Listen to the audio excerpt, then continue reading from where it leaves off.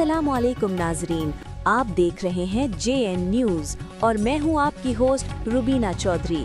सबसे पहले नजर डालते हैं आज की अहम खबरों पर।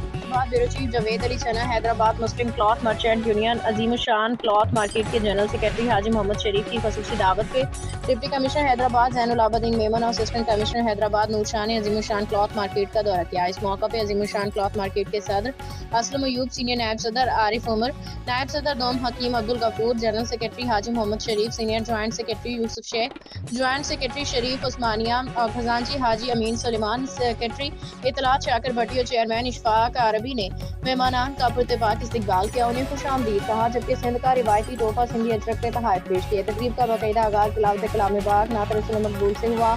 इस मौका पर जनरल सेक्रेटरी हाजी मोहम्मद शरीफ ने अजीमुशान क्लॉथ मार्केट के दरपेश मसाइल, खसूसन ट्रैफिक जाम, तजावुजात, कारोबारी सरगर्मियों में हाल रुकावटों से मुतालिक तफसीली आगाही दी।